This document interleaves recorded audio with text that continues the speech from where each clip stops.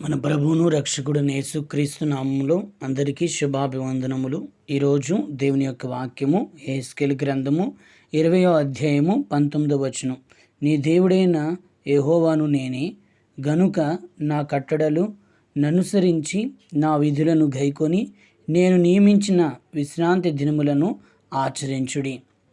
చదవబడిన లేఖన భాగంలో దేవుడు చెప్తున్నారు, తన కట్టడలను అనుసరించి, తన ఆజ్ఞలను అనుసరించి, తన విధులను గైకొని ఆచరించాలి అని చెప్తున్నారు. ప్రియమైన దైవజన్మ, నేడు డాక్టర్ చెప్పినటువంటి వైద్యాన్ని మరి రోగి తప్పకుండా ఆచరిస్తున్నాడు.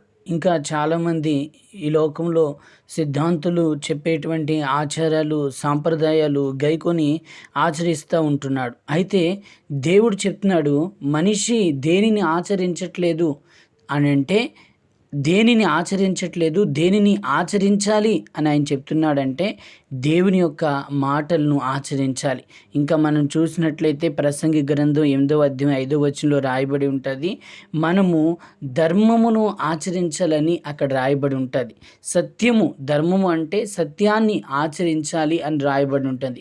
నేడు అనేక మంది ధర్మాన్ని ఆచరించట్లేదు, అక్రమాలను, అన్యాయాలను, లోక సంబంధమైన కార్యాలను ఆచరిస్తూ ఉంటున్నారు. ఇంకా మనం చూసినట్లు యెహెజ్కేలు 18:17లో కూడా ఉంటుంది, ఆయన విధులను మనం ఆచరించాలి అంటే ఆయన నియమించిన నియమాలు, ఆయన యొక్క ఆజ్ఞలు, ఆయన యొక్క శాసనాలను మనం ఆచరించాలని వాక్యం తెలియచేసింది. ఇంకా మనం ఇప్పుడే చదువుకున్న యెహెజ్కేలు 20వ అధ్యాయం 19వ వచనంలో మనం విశ్రాంతి దినాన్ని ఆచరించాలని వాక్యం తెలియచేసింది. ప్రియమైన దైవజనమున, లోకములో ఉన్నటువంటి ఆచారాలు, సిద్ధాంతాలు, డాక్టర్లు చెప్పేటువంటి వైద్యము ఎన్నో ఆచరిస్తున్నాం, కానీ దేవుని యొక్క ఆచారం, దేవుడి దేనినైతే ఆచరించమని చెప్పాడో దాన్ని ఆచరించలేని పరిస్థితిలో మనం కనబడుచున్నాం. అయితే వాక్యం అంటది, ఆయన ధర్మాన్ని ఆచరించాలని, ఆయన విధులను ఆచరించాలని, విశ్రాంతి దినమును ఆచరించాలని వాక్యం తెలియచేసింది.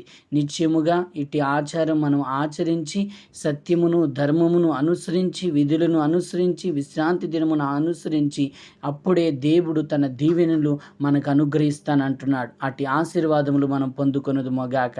ప్రార్థన. కృపగల దైవ, దయగలిగిన రాజా, మీకు స్తోత్రం నాయనా. నీవు ఆశీర్వదించాలంటే లోకంలో ఉన్నవి కాదు నాయన, నీ ధర్మాన్ని, నీ విధులను అయ్యా విశ్రాంతి దినమును ఆచరించాలని, అప్పుడే మమ్మల్ని మీరు ఆశీర్వదిస్తారని మాట్లాడారు. నిశ్చయముగా ప్రభా, అయ్యా నీకు స్తోత్రం. ధర్మమును, సత్యమును, విధులను, ఆజ్ఞలను, విశ్రాంతి దినమును ఆచరించి అయ్యా నీ దీవెనలు పొందుకున్నట్టుకు ప్రతి ఒక్కరిని కూడా పాత్రులుగా మీరు మార్చమని ప్రార్థన చేస్తున్నాం. అటు ఆశీర్వాదముల చేత నింపి మహిమయు ఘనతయు పొందమని యేసు నామమున ప్రార్థించుంటున్నాము తండ్రి. ఆమేన్.